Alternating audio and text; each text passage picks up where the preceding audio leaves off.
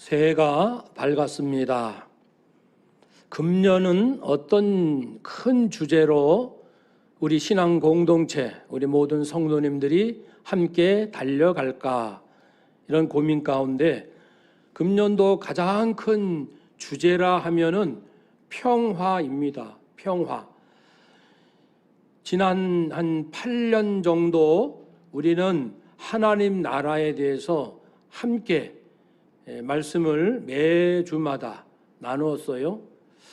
예수님께서 오신 목적은 하나님 나라를 알려주시고 이루시는 것인데, 그 방법이 사랑으로, 그래서 한 해 동안은 사랑, 예수 사랑, 십자가 사랑, 순수한 사랑을 무척 강조했고요.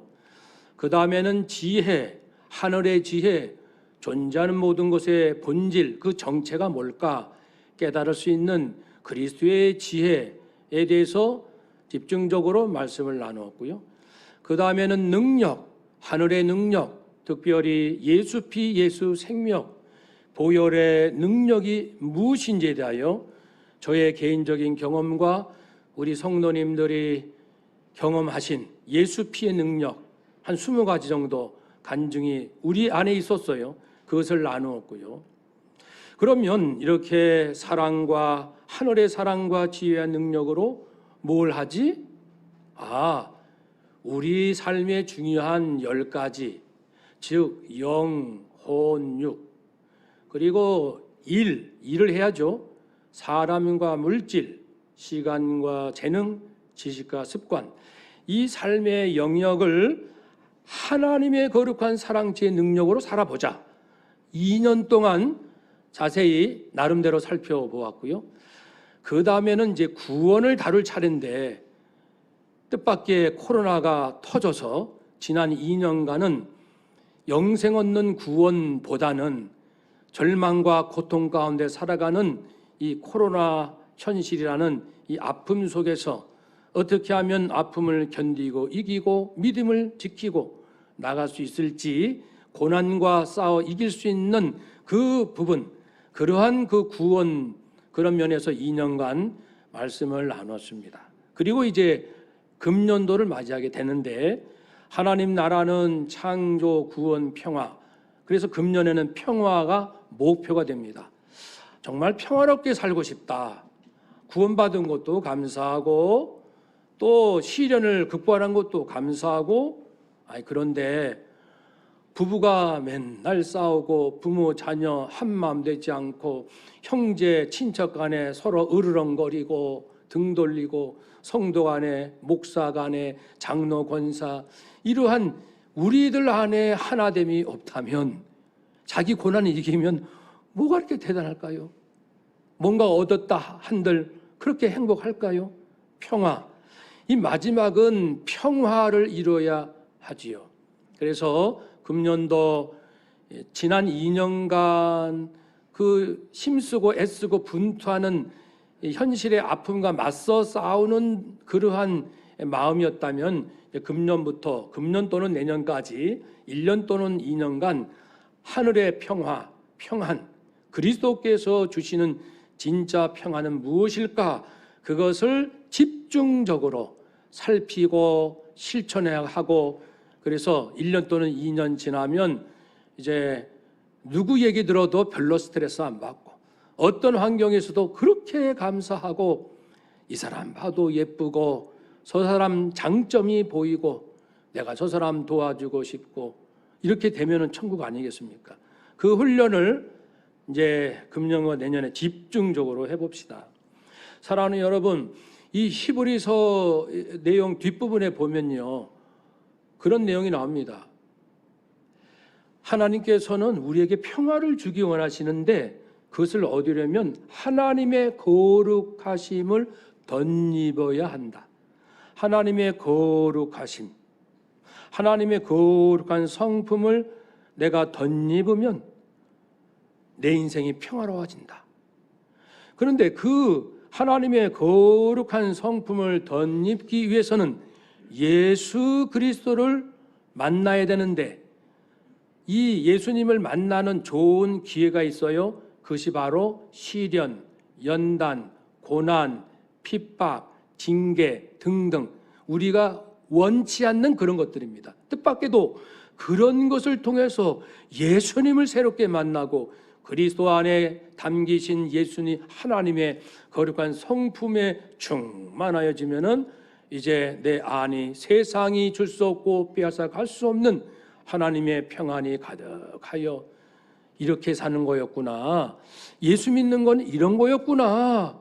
아유, 더 오래 살고 싶은데 이 세상 빨리 떠나는 게 아까워요. 왜냐하면 이제 이 평안을 나도 누리고 우리 남편, 아내, 자식들에게도 나눠주고 친척들에게 나누고 싶고 이렇게 사는 건데 이제 깨달은 지 한 5년밖에 안 됐어요. 1년밖에 안 됐는데 하나님 저 좀 오래 살게 해주세요. 그런 차원에서 모든 사람은 어떻게 하면 행복하게 해줄까? 이러한 예수님의 마음으로 이제 변화되는 거죠. 그러면 오늘 이제 금년도 큰 주제는 평화지만 예수님을 만나야 됩니다. 그래서 예수님의 생애를 우리가 모든 설교는 주제가 예수님이에요. 당연히. 그렇지만은 예수님의 생애와 말씀에 대한 그 수많은 그 가르침들을 그래도 좀 더 체계적으로 우리가 머리에 기억하고 내가 그것을 늘 인지하면서 예수님 이런 분이시지 이렇게 느껴지면서 삶 속에서 살고 싶다. 이런 열심이 있습니다. 그러면은 오늘 본문은 예수님이 누구신지 아주 중요한 두 가지를 말씀하는데요. 그 전에 이 히브리서를 보면 히브리서 누가 기록했는지는 잘 몰라요. 모르는 신약 27권 중에 요 책은 잘 모릅니다. 누가 기록했는지. 추측컨대 바울이다, 바나바다, 아볼로다, 또 브리스가다 이런 이야기는 있어요. 정확히는 몰라요. 그리고 이제 왜 이 히브리서를 기록했을까? 그것은 이제 유대교를 먼저 이해해야 됩니다. 유대교. 지금은 이제 유대교 우리 주변에 없어요. 이스라엘 유대인들이 믿었던 종교를 유대교라고 하죠. 지금도 이스라엘 사람들 그 랍비들 그 모자 쓰고 그 여러 가지 모습들 보이죠? 그들이 믿는 종교가 유대교입니다. 유대교는 하나님께서 우리에게 말씀, 율법을 주셨습니다. 하나님은 우리를 만나 주시기 위하여 성전을 세워 주셨어요. 솔로몬 성전. 물론 이제 파괴지고 다시 세워지고 그런 과정이 있습니다만은 그리고 우리 유대인들은 하나님께서 특별히 세우신 유일한 하나님의 족속, 하나님의 백성입니다. 이 세 가지가 핵심이에요. 우리 유대인들은 우리만 하나님의 말씀 율법을 받았고 우리만이 하나님의 성전을 갖고 있고 우리만이 하나님의 백성이라는 이 민족의 그 택함을 받았다. 이 세 가지. 그런데 예수님이 등장하셔가지고 미안하지만 모세 율법은 그림자고 나 예수가 하나님께서 사람들에게 인생들에게 알려주시기 원하시는 참 진리 진짜 복음은 나다. 내가 진리로 왔다. 율법을 완성한 자는 나다. 모세 율법은 그림자의 역할을 했을 뿐이지. 솔로몬 성전? 그러나 하나님께서 물론 지으라 하셨고 거기서 하나님이 특별히 만나 주시는 것은 사실이지만 하나님은 동시에 어디에나 계시고 이제는 예수님 자신이 하나님을 대변하는 하나님을 만나려면 나 예수를 만나야 한다. 성전이 아니고 이제는 나다. 하나님이 내 안에 계시고 내가 하나님 안에 거하고 나를 본 자 하나님 보았고 나를 만나면 하나님을 만났다. 내가 하나님의 성전이다. 또 이스라엘 유대인들만 구원받는 것이 아니라 이제는 때가 되어 온 인류가 구원을 받는데 그 구원은 너희들처럼 짐승 제사로 1년마다 용서받아야 하는 그런 속죄제, 그런 제사, 그런 용서가 아니고 내 생명, 내 피값으로 모든 인류가 영원히 구원받는 그 용서, 온 인류의 구원, 이것을 전하기 위하여 내가 왔다. 그러니까 유대인들이 처음에는 야, 못 들어본 말씀이야. 신기한데 놀라워하다가 가만히 계속 들어보니까 자기들 유대교가 흔들릴 것 같아요. 자기들이 믿었던 세 가지가 완전히 무너질 것 같아요. 그러니까 바리새파 등등 앞장서서 세 가지를 부정하는 저 예수를 죽여라. 끝내는 십자가 못 박아 죽도록 그들이 동조했죠. 주도했죠. 사랑하는 여러분, 예수님은 부활 승천하셨습니다. 그리고 성령님 오셔서 교회가 세워져서 교회 성도들이 여러분 예수를 믿어야 구원받습니다. 그리고 예수님의 말씀이 복음, 진리, 완전한 율법의 완성이지요.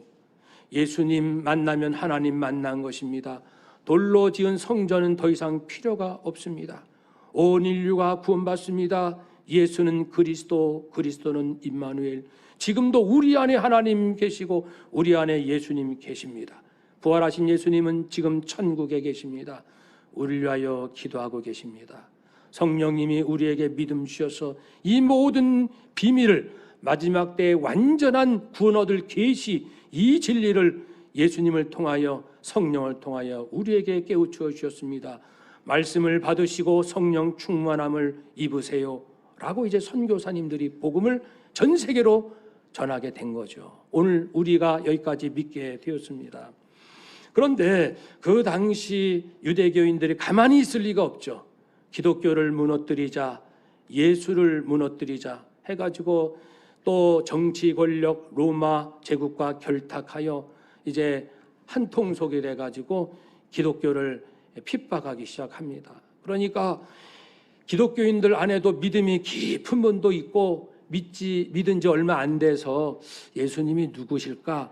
율법하고 예수님의 복음하고 헷갈려. 나는 하나님의 성전, 아니 하나님 예수님 만나면 하나님을 만난 거야? 그거 어떻게 이해해야 되지? 조금 혼란스러워요. 정말 모든 사람 누구나 구원받고 영원한 생명 얻을 수 있는 게 사실인가요? 반쯤 믿어져요. 이런 이제 초신자들도 많이 있단 말이에요. 교회 안에는. 그러니까 그 유대 교인들이 교회 안에 침투하여 들어와서 계속 기독교 복음을 흔드는 거예요. 모세 율법 버리면 안 돼. 성전 다시 지어야 돼. 그래서 지금 이스라엘은 다시 이제 그 예루살렘 자리에 제3의 성전을 지으려고 모금 운동 끝났고 설계도 끝났고 돌 그 안에 그 성전에 필요한 거 있잖아요. 떡상 등 그 촛대 여기 이제 향단 여기 지성소에 있는 모든 언약궤 그다음에 물두명 그리고 이제 재물을 태우는 번제단 금으로 또는 동으로 하는데 성경에 있는 그대로 옛날 그대로 지금 거의 다 만들어 가고 있어요. 그래서 기독교 입장에서 주님 오실 날이 언제일까를 전문적으로 연구하는 기관에서는 지금 유대인들이 제3의 성전을 지으려고 거의 준비가 끝마친 이 시점을 우리는 주시하고 있습니다. 뭔가가 가까이 오고 있는 건 사실이다. 예언대로 하나씩 착착 이루어져 가고 있구나. 어쨌든요. 그래서 그 당시에 기독교인들이 막 핍박을 받아요. 그리고 초신자들의 믿음이 흔들려요. 그래서 히브리서 저자가 이 글을 쓰면서 왜냐하면 그 안에 이제 유대인 그리스도인, 유대인으로서 예수 믿게 된 사람들 그분들을 대상으로 썼기 때문에요. 여러분이 우리 유대인들이 알고 있는 것처럼 모세 훌륭해요. 선지자 훌륭해요. 천사 숭배하고 아닙니다. 우리 주 예수 그리스도는 그런 선지자 모세 그리고 모든 천사들과 비교할 수 없을 만큼 탁월하신 분입니다. 예전에는 짐승을 죽여 피를 바쳐서 용서받는 속죄제 제사를 드렸잖아요. 그래서 그것을 집례하는 대제사장이 얼마나 중요했습니까? 근데 인간의 그 대제사장하고 예수님이 진정한 영원한 대제사장이신데 예수님과 인간 대제사장은 비교가 안 돼요. 예수님이 탁월하시고 완전하신 대제사장이십니다. 이 두 가지 사실을 이제 앞부분에서 충분히 탁월하게 설명을 했지요. 그리고는 이제 결론적으로 성도 여러분, 예수님 바로 이런 분이십니다. 구약하고는 비교할 수 없는 구약을 완성하신 분이니까 예수님을 올곧게 믿으시고 어떤 핍박 시련이 올지라도 흔들리지 맙시다. 오늘날 기독교인들을 흔드는 것은 유대교는 아니에요. 오늘날 대한민국에 최소한 살아가는 우리들, 이 시대에 살아가는 우리들의 믿음을 흔드는 것은 불교를 믿으나 기독교를 믿으나 결국 진리에 도달한다라는 이 종교다원주의 그리고 진리 상대주의 그 사상입니다. 예수를 믿든 부처를 믿든 아니면은 노자 사상을 믿든 결국 도달하는 것은 놀라운 깨달음의 진리의 세계다. 이렇게 가르치는 요게 기독교를 위협합니다. 또 한 가지는 예수님을 강조하고 믿는데 이상하게 예수님으로는 만족을 못하고 자기 집단의 교주를 내세워서 예수 믿는 건 맞아요. 예수 믿어야 구원받는 건 맞아요. 그런데 그 예수님을 가장 잘 해석할 수 있는 사람이 우리 안에 있는 교주 아무개입니다. 이분이 해석한 대로 믿어야만 구원에 이릅니다 라고 예수님과 비슷하게 자기 교주를 딱 올려놓고 우리를 현혹케 하는 각양 이단들. 그리고 사람들이 이제는 누구누구 다 중요하지만 뭐니 해도 나다, 내가 가장 중요하다라는 자기 숭배 사상이 그전에는 조금씩 야금야금 나오더니 이제는 모든 매체 문화를 점령해서 당신이 하나님이다라고 말할 만큼 우리 자신이 신격화, 내가 나를 신격화하는 그런 시대가 우리 기독교 신앙을 위협하고, 그리고 집단적인 욕망, 집단 권력이죠. 남녀, 이것도 집단 권력을 추구하는 거예요.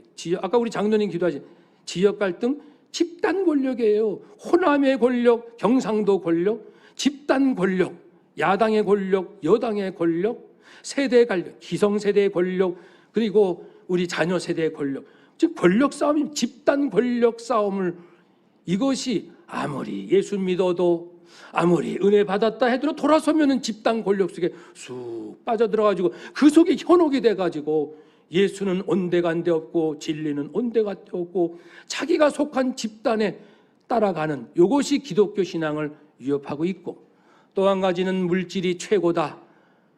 많은 성경 공부, 많은 은혜 받아도 돌아서면 아들, 딸 불러놓고 얘야, 내가 살아보니까 돈이 최고더라. 돈만 있으면 돼. 돈 당연히 중요하죠. 그런데 하나님보다 돈만 있으면 된다라는 마음을 우리 아들, 딸들에게 은근히 심어주는 물질, 이 만능, 숭배, 이것이 기독교 신앙을 위협하고, 과학기술이 대한민국 앞날을 먹여 살리는 건 사실이에요. 현실적으로 과학자, 기술자가 최고로 우대받아야 돼요. 그럼에도 불구하고 과학은 인간의 작품이에요. 늘 하나님 앞에 겸손해야 합니다. 전능자 앞에 겸손하지 않으면 하나님은 인간이 쌓아올린 과학기술로 인간 스스로가 파멸되는 아이러니한 일이 올 겁니다. 그러니까 이 과학기술이 젊은 사람들의 생각을 다 사로잡아가지고 성경 구닥다리, 구태은하고, 그 옛날 거 아니야. 과학적으로 말하시오. 이것이 오늘 우리의 신앙을 위협하고 있습니다. 그러니까 지금은 유대교의 그 위협은 아니지만 이러한 것들 우리의 신앙을 위협하고 있습니다. 어떻게 하면 좋을까요? 이제 말씀합니다. 믿음의 주요 또한 온전케 하신 이인 예수를 바라봅시다. 예수님은 믿음의 주, 번역이 조금 정확지 않아요. 창시자, 믿음을 시작하신 분. 그러니까 예수님, 믿음은 공산주의자들도 믿음이 있어요. 자본주의자들도 믿음, 무신론자들도 믿음, 불교 신자도 믿음, 누구나 믿음이 있다고요. 참된 믿음을 시작해 하신 분은 예수 그리스도의 십자가에서의 죽으심, 여기에 있습니다. 기독교의 핵심은 하나님의 아들이 십자가에 나의 죄 때문에 대신 저주받아 죽으셨다라는 십자가에서 구원의 그 속량의 죽으심, 그것을 믿어야 믿음인 거예요. 그것을 통해서 다른 것이 풀린다는 것이 기독교 믿음의 핵심이요 시작입니다. 인생이 뭔지 알고 싶습니까? 나의 구주 예수께서 십자가에 죽으셨다는 것을 기억하십시오. 그리스도께서 나의 죄값을 대신 치르기 위하여 나 대신 저주 받으셨다는 사실을 기억하십시오. 그 사실을 깨달아야 인생이 무엇인지를 논할 수 있습니다. 국가가 뭐냐고요? 성공이 뭐냐고요? 그리스도께서 나를 위하여 죽으신 그 죽음을 이해하지 않고서는 인간의 현학적인 철학과 그리고 지적인 유희에 불과합니다. 그러므로 이 지구의 진정한 믿음, 영원한 생명 얻는 참된 믿음의 출발은 예수님께서 나를 위하여 죽으신 십자가의 죽으심.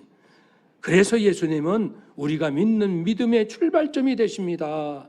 그런 의미고요. 두 번째, 예수님은 온전케 하셔요. 우리의 믿음을 완성시켜 주십니다. 완성시키신다. 그것은 예수님 자신이 믿음이 무엇인지 본을 보여주셨다는 뜻이고, 또한 우리도 믿음을 끝까지 잘 지킬 수 있도록 도우신다라는 의미도 됩니다. 예수님은 우리 믿음의 완성자이십니다. 예수님은 어떻게 우리의 믿음을 이 시련, 어떤 핍박이 오더라도 끝까지 견딜 수 있도록 하실까요? 이 본문에서는 두 가지 나와요. 두 가지. 죄를 끊어버리자. 또 하나는 인내하자. 어떠한 어려움이 와도 참자, 인내하자. 두 가지인데 신약 성경의 여러 서신들 말씀을 보면 이 믿음의 경주가 나오죠. 우리 앞에 당한 경주. 이 인생을 살아가는 신앙인들의 삶은 경주자, 마라톤 선수가 달리는 것처럼 그렇게 비유를 할 때 그 경주에 관한 비유, 그 비유 속에 담겨 이렇게 하라는 말씀들을 모아보면 줄이면은 이렇게 됩니다. 이거는 우리가 늘 기억을 해야 되죠. 앞을 보세요. 뒤를 정리하세요. 여기에 충실히 하세요. 함께 나 혼자 잘 믿을 생각하면 안 돼요. 성도와 교회가 함께 믿어야 합니다. 마지막으로 인내하십시오. 끝까지 견디십시오. 그래서 앞, 뒤, 여기 함께 인내하자. 요 5가지입니다. 이것이 믿음의 경주를 살아가는 우리 성도들이 기억할 겁니다. 한번 따라합시다. 앞, 뒤, 여기. 함께 인내합시다. 다시요. 앞, 뒤, 여기. 함께 인내합시다. 아멘. 앞을 보라는 것은 나를 부르신 분이 부모가 내 인생 나를 부른 게 아니에요. 아들아, 아빠가 생각하는데 너는 이렇게 살아야 네 인생 성공이야. No. 그거는 삶의 구체적인 하나의 조언 정도. 내 인생을 부르신 분이 하나님이시다. 예수님은 이 땅에 오셔서 아버지가 나를 부르셔서 이곳에 보내셨다. 소명. 그리고 나로 하여금 십자가에 죽기를 원하셨다. 대속의 죽음, 사명. 나를 내 인생을 부르신 분이 하나님이시고 구체적으로 목사로, 선교사로, 그리고 아빠로, 누구로 꼭꼭 집어서 이거 해라 저거 해라. 사명, 소명과 사명, 이것을 보라는 겁니다. 누가 내 인생을 부르셨는가? 하나님이 부르셨다. 부모가 아닙니다. 스승이 아니고요, 선배가 아니고 나를 잘 아는 친구가 내 인생을 부르는 게 아니에요. 하나님이 내 인생을 부르신 거죠. 앞을 보세요. 누가 나를 부르시는지, 누가 내게 사명을 주시는지. 두 번째는 뒤를 정리하세요. 뒤를 정리하세요. 그래서 무거운 것과 얽매기 쉬운 죄를 벗어버립시다. 그래야 우리 믿음 끝까지 잘 지켜가지요. 그래서 바울 같은 경우는 유대인의 특권을 포기하고, 유대인으로서 이제 자랑할 만한 것, 특권, 기득권 포기하고, 또 과거에 내가 선교사라서 업적을 남겼던 거, 화려했던 것, 과거에 내가 이렇게 했지, 그거 내가 한 거야, 그거 내가 시작했던 거야, 야 그때 내가 얼마나 고생했는지 몰라. 그건 다 사실이에요. 하나님이 기억하셔요. 그러나 나로서는 그걸 이제 버려야 돼. 마음에서 다 내려놓고 주님의 은혜로 했죠, 그것을. 그러니까 나의 업적을 다 뒤로 하고, 또 믿기 이전에 가졌던 습관들, 불교 믿었다가 기독교인 되면 불교의 습관이 남아 있어요. 유교 믿고 기독교인 된 사람은 유교적 습관이 있어요. 물론 좋은 것들은 배웁니다. 그러나 불필요한 것까지 여전히 갖고 있는 그런 경우도 있지요. 유대교 믿다가 기독교인 된 사람, 여전히 유대교 흔적이, 이걸 버립시다. 이제는 우리가 진리 안에서 자유케 된 사람인데 할례를 받아야 된다고요? 뭘 어떻게 해야 된다고요? 율법 조항조항 지켜야 한다고요? 그거 버립시다. 그건 아닙니다. 안 지키다는 뜻이 아니라 질서가 흐트러진 거예요. 뒤를 정리합시다. 한번 더 합시다. 뒤를 정리합시다. 여기에 충실해야 되는데 이제 경주자가 달리게 하잖아요. 준비 땅 하면 막 달리는데 잘 달리는데 저 친구가 나보다 먼저 앞서가네요. 그러니까 내가 이겨야 하겠기에 쭉 가다가 옆에 내가 발을 딱 이 다리 걸게 해서 그 친구가 넘어졌어요. 쌤통이다. 나는 쭉 그럼 됩니까? 실격. 당신은 옆에 달리는 선수 발 걸었어. 실격. 이 경기 규칙에 어긋나요. 믿음을 지키려면 믿음의 그 질서가 있는데 복음, 진리, 성경 66권 이걸 모르면 엉뚱한 신앙생활이에요. 열심, 엉뚱한 열심, 똑똑한 거, 엉뚱한 똑똑함. 이 성경 말씀 떠나면은 규칙을 벗어나서 자기 식대로 자기 식대로 예수 믿고 자기 식대로 신앙생활 아니 됩니다. 그렇죠? 그래서 말씀 따라 또 한 가지는 이제 죄악을 끊는 겁니다. 죄악을 이 얽매기 쉬운 모든 것을 끊어야 됩니다. 이 죄악들이 나를 발목을 잡아요. 그래서 베드로도 사랑하는 여러분, 나그네와 행인 같은 여러분 영혼을 거스려 싸우는 육체 정욕을 제어하십시오. 사람에게 진정한 본질은 영이거든요. 영혼. 이 영혼이에요. 마음과 육은 잠시 내게 붙어 있다가 내가 이 세상 떠나면 이건 휙 사라져요. 영혼. 이 영혼이 잘 돼야 되는데 이 육체적 욕망으로 말이죠. 교만하고 불신앙, 불순종, 이기심, 아집, 미움, 시기 이런 인간적인 자랑 이런 것들로 인해서 영이 혼탁해지는 거예요. 내 영혼이. 그런 거 다 죄악을 끊어버립시다. 네, 말씀 따라 규칙, 신앙의 규칙. 그리고 죄악을 끊고 그 다음에 죽으면 죽으리라. 어떤 시련이 와도 각오를 해야 돼요. 내가 주님을 위해서 살다 죽으면 할렐루야. 그러니까 고난도 누구를 위한 고난인가? 무엇하다가 당한 고난인가? 그게 중요하죠. 내가 암에 걸렸다. 무엇하다가 암에 걸렸는가? 누구를 위한 암인가? 그게 중요하죠. 뭐 걸릴 수도 있고 안 걸릴 수도 있고 부하고 가난한 거 무엇하다가 부자가 됐고 무엇하다가 가난하게 되었는가? 그게 중요하죠. 그래서 우리가 이제는 주님의 거룩하신 뜻을 위해서라면 죽으면 죽으리라 라는 이 최선을 다하는 마음, 이것이 여기에 충실하는 겁니다. 한번 더 합시다. 말씀을 따라 죄악을 끊고, 그렇죠? 그리고 죽으면 죽으리라. 이 훈련이 돼야 됩니다. 아까 앞을 바라보고 뒤를 정리하자. 그리고 여기서 어떻게 할까요? 말씀 붙들고 죄악 끊고 죽으면 죽으리라. 죽음을 각오한 사람한테는 마귀도 어찌할 수가 없습니다. 근데 벌써 이제 죽을까봐 겁을 먹고 병 걸릴까봐 걱정하고 가난해질까봐 벌벌 떠는 사람 이미 인생 지는 거예요. 그렇죠? 우리는 눈에 보이는 환경으로 사는 게 아니고 하나님을 믿는 믿음, 내 인생의 목적, 이 마음속에 뭐가 있느냐, 이것이 내 삶을 살리는 거 아닙니까? 죽으면 죽으리라. 주를 위해서라면 그렇게 다짐하고, 이렇게 해서 내 자신을 잘 정리했다 하더라도 혼자는 안 됩니다. 남편 혼자, 우리 집에서는 우리 남편이 다 믿어요. 다. 남편 잘 믿으니까 나는 괜찮아요. 우리 아내가 권사예요. 우리 아내 믿음은 뭐 내가 따라갈 수 없어요. 우리 아내 믿음만 있으면 우리 집안은 문제가 생기면 아내가 기도할 것이고 금식할 것이고, 나는 우리 아내만 있으면 땡. 그러면 아내만 예수 잘 믿으면 될까요? 아닙니다. 우리 가정에서 혼자 잘 믿는 사람이 있으면 잘 믿다가 언젠가는 그 사람도 넘어지고 낙심하고 시련을 겪고 그럴 때가 있어요. 그러니까 함께 잘 믿어야 됩니다. 함께 예수님이, 그러니까 예수님과 함께 달려가자, 그것이죠. 사사시대 집합 안에 자기 한 동족이잖아요.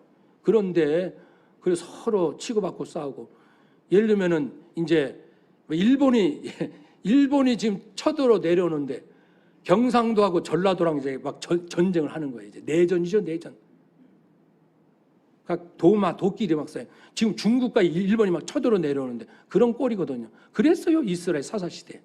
어처구니 없죠. 더 나가서는 이제 남북이 이제 분열돼 가지고 서로 늘 싸운 건 아니었지만 어처구니 없이 같은 동족끼리 남북으로 나뉘어서 싸웠고.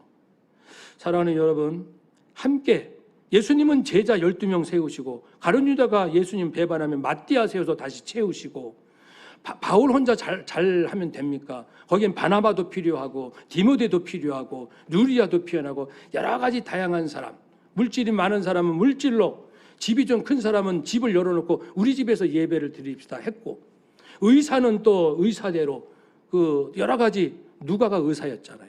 모든 사람이 각자 협력해서 우리 함께 잘 믿읍시다, 우리 하나가 됩시다, 똘똘 뭉쳐서, 그리고 마지막 인내. 그래서 오늘 본문 1절, 2절, 3절이 공통적으로 13절까지 전부 인내를 말씀하죠. 우리 앞에 당한 경주, 인내로서 끝까지 달려갑시다. 2절에서도 예수님은 자기 십자가를, 치욕스러운 십자가를 참으셨습니다. 인내하셨습니다. 왜요? 장차 부활할 것이고 예수 죽고 죄인 사니까 그게 좋아서 그 기쁨으로 참으셨고, 3절에서도 예수님은 자기에게 거역한 수많은 사람들 다 인내하며 받아들이고 원수 갚는 건 하나님께 맡기고 그들에게 복음과 사랑과 축복만 할 뿐 누구를 저주하지 않는 우리 예수님이십니다. 끝까지 인내합시다. 그래요, 금년부터 우리는 예수님 잘 믿자고요. 예전에도 노력했지만 진짜 잘 믿어서 예수님만 잘 믿으면 하늘의 거룩함이 내게 와서 하늘이 주신 평화를 입어서 예수님처럼 된다고요. 예수님처럼 앞을 보고 뒤를 정리하고, 예수님처럼 말씀 따라, 예수님은 이제 죄악이 없으시지만 죄악을 끊고 죽으면 죽으리라. 예수님처럼 함께 공동체를 세워가고 예수님처럼 끝까지 십자가까지 인내하고 견디는 이런 믿음, 우리 금년의 목표로 해서 부디 예수님 잘 믿는 우리 모두가 되시기를 주의 이름으로 축복합니다. 아멘. 기도하겠습니다.